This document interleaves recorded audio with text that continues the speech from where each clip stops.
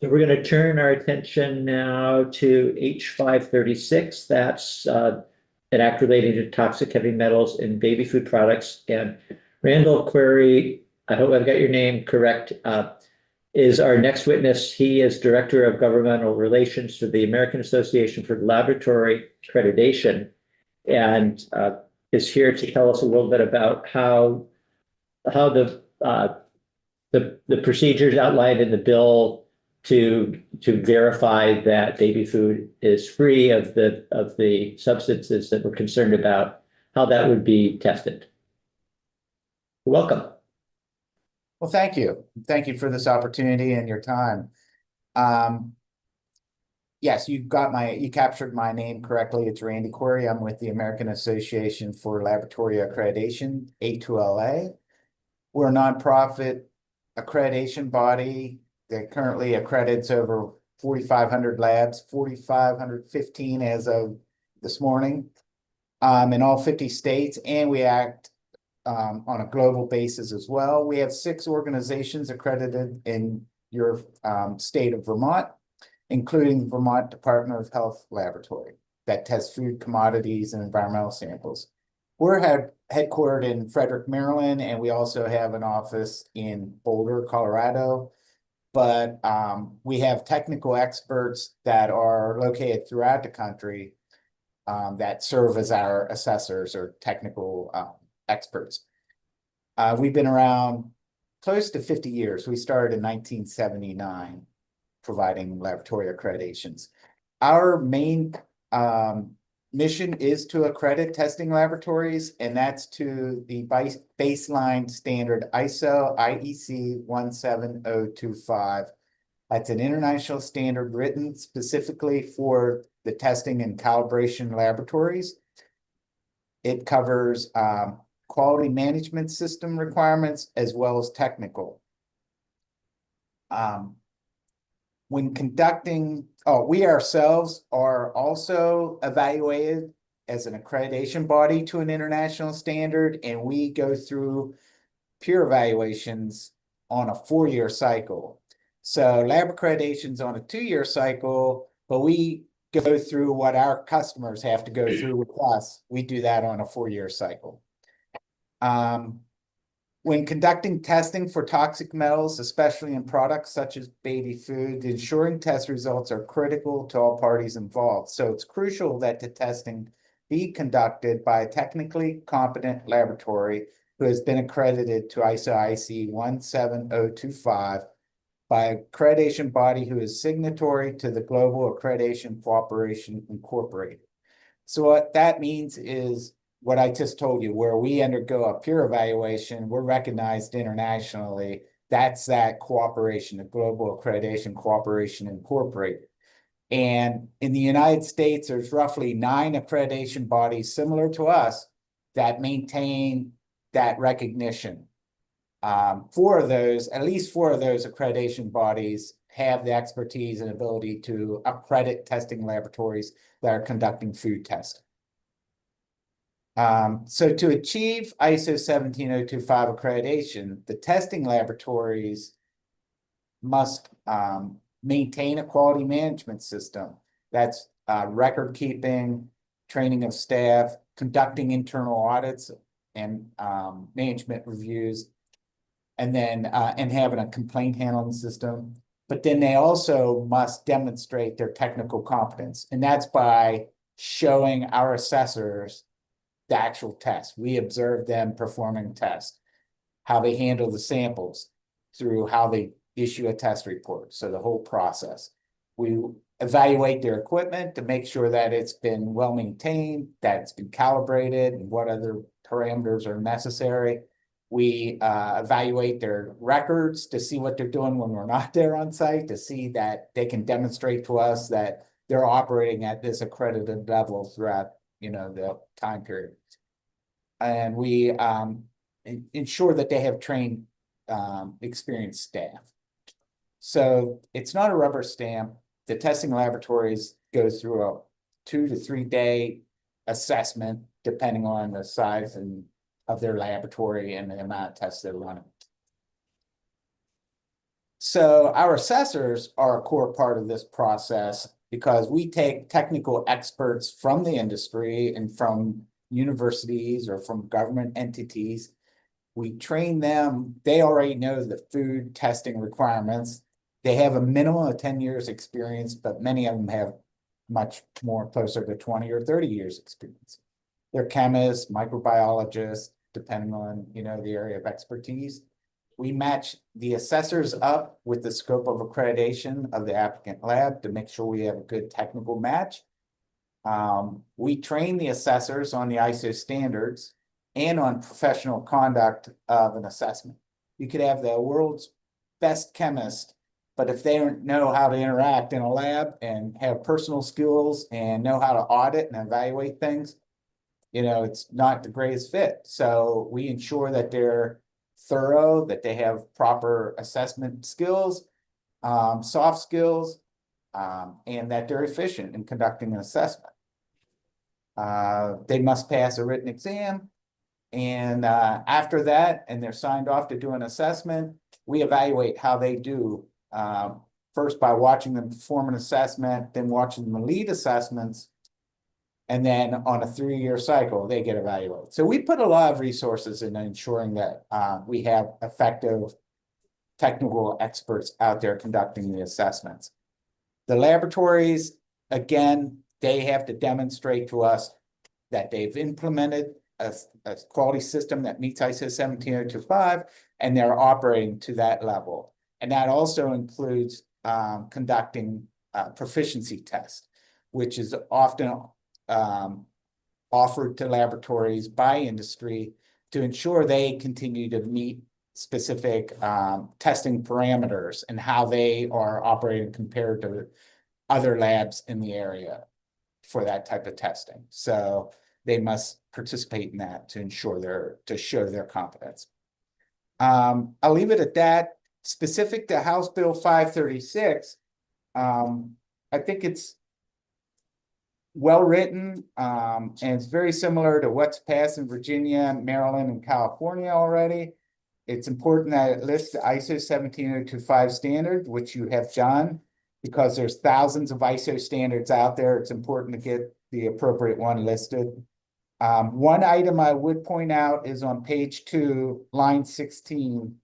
It says there's an or in there, and that should be an and. So that's a minor change that's needed there. Can I just have you pause there just so, and I've got the bill in front of me and I'm not sure that everybody else does, but that word or is between two different organizations. So is that correct? They're different organizations, but they both collaborate to create this ISO standard. So as written, it's ISO/IEC. That's how it's in the title of the standard itself. Yes. Two different entities, but when creating this ISO standards, it's considered an ISO and IEC. What does ISO stand for? International Organization for Standardization. The letters are reversed there. Should be IOS, it seems. Yeah, it's European based out of Geneva. Yes. That's part of it. Very Western centric of me here. Yeah. So thank you for flagging that. We'll make a note. Your suggestion anyway is that the laboratory should be accredited by both, and it sounds like that would be not a hurdle. Any other thoughts? Also on page 2, under the definition for baby food product, you specifically state that it does not include infant formula. And I just wanted to provide information regarding that. Maryland has introduced a bill this year based on their Rudy's Law, which was the baby food, toxic heavy metals and baby food law that they passed, I believe, in 2024. They added infant formula this year.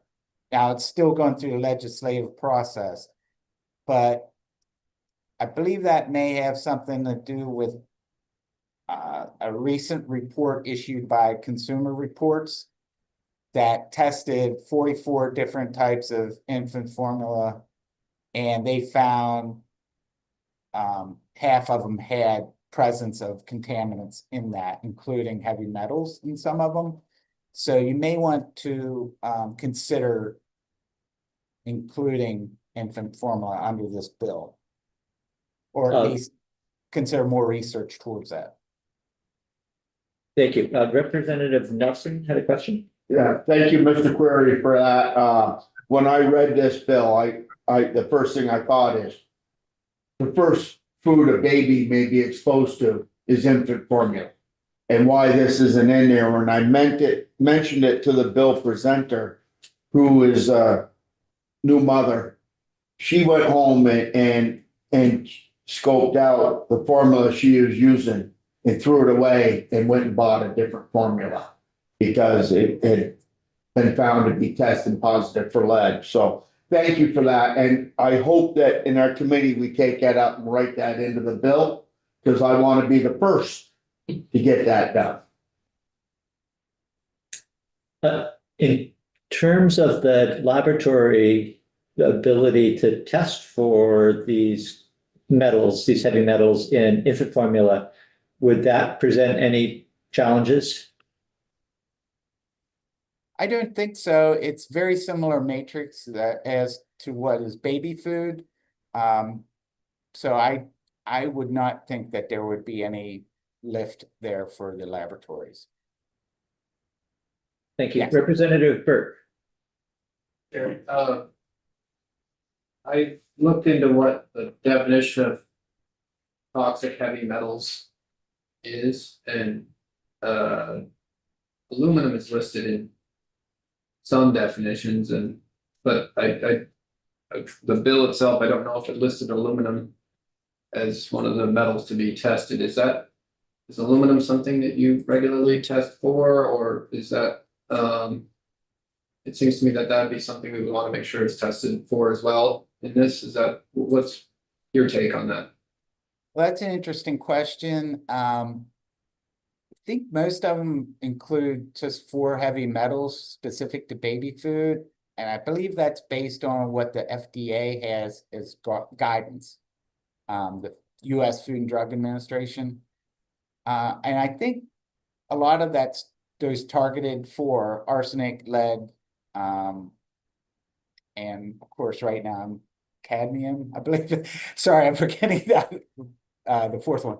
But I think they're naturally, some of them are naturally occurring in the soils. And so some of the ingredients like rice or carrots, the root vegetables, absorb it. And that's how a lot of it's being found in the baby food ingredients.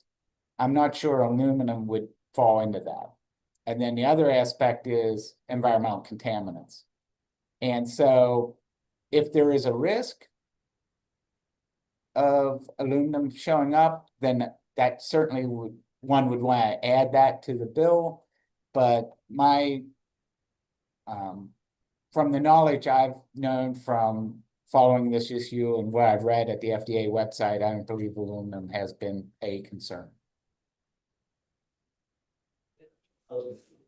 Looking at this metal, not all metals are heavy metals, and I'm not sure how those are defined. It's maybe in the periodic table, which we all remember from many years ago.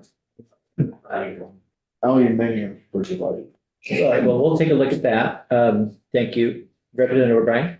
Yeah, Randall, I just wondered, with some of these bills moving in other states, do labs also do testing on breast milk and to see how much heavy metals are coming through, say a mother's diet of a certain amount of food that would pass through to breast milk with maybe similar heavy metals? That is another good question. I have not seen that specific testing done. There are the cases where I've seen breast milk considered for testing is when you have donor banks.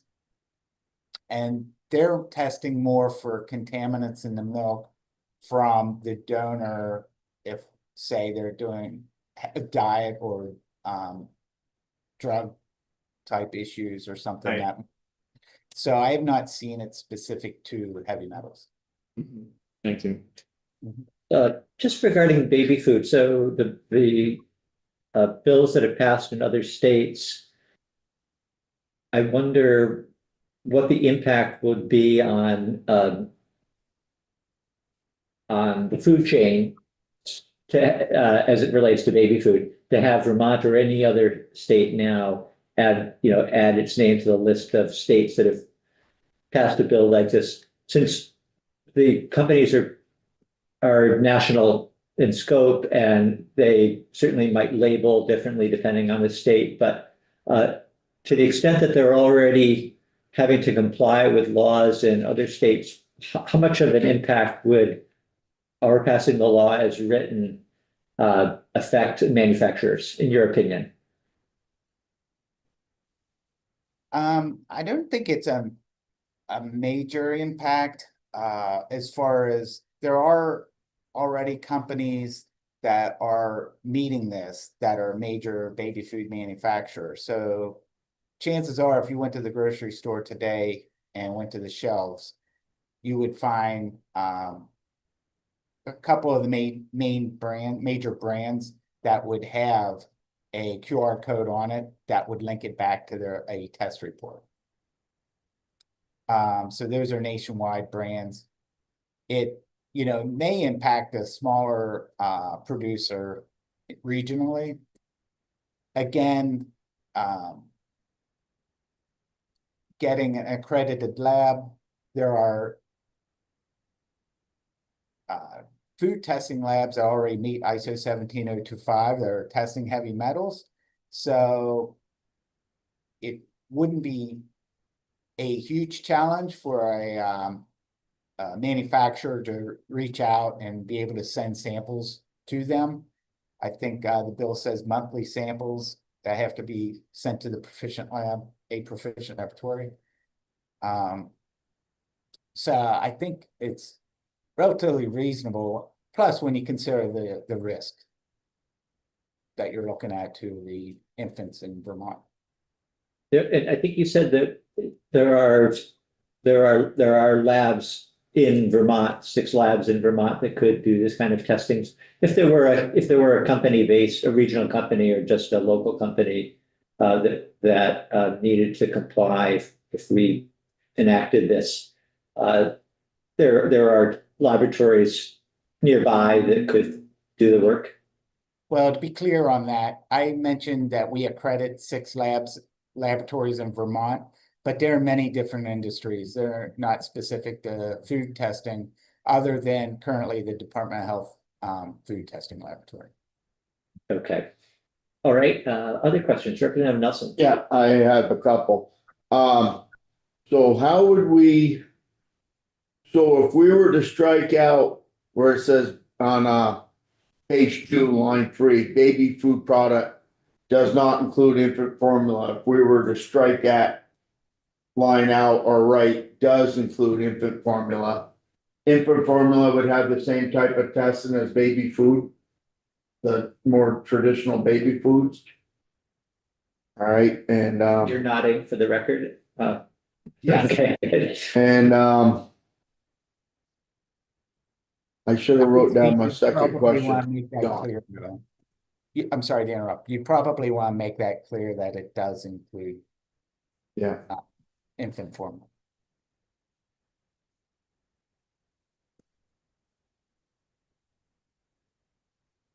my other question, I Okay.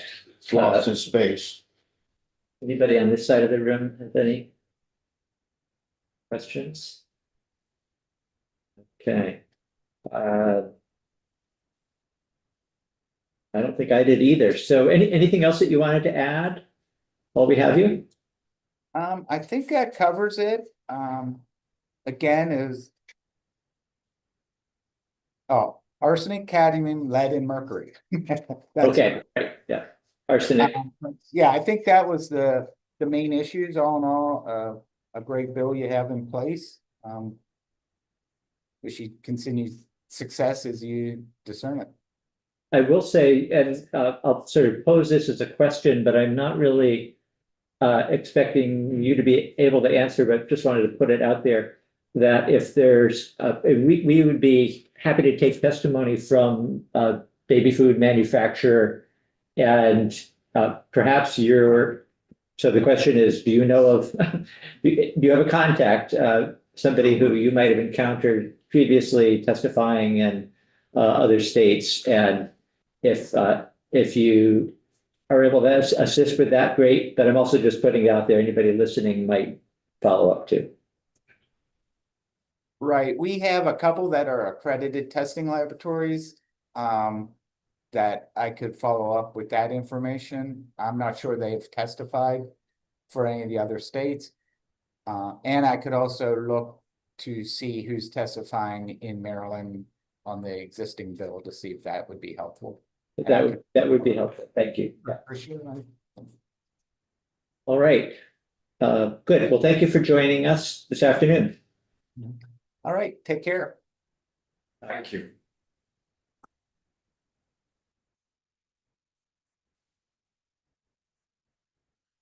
So we've got the food bank is maybe out in the hall. I think they're not scheduled to be here for another 5 minutes. So Give me. that's what I was gonna say, but okay. Chairman sometimes might filter. I have some things that I'll share later about the 8th seat at the table too. Can you send me a Zoom link so I can share my screen? Well, while we're getting set up, we can go off live too, Patricia.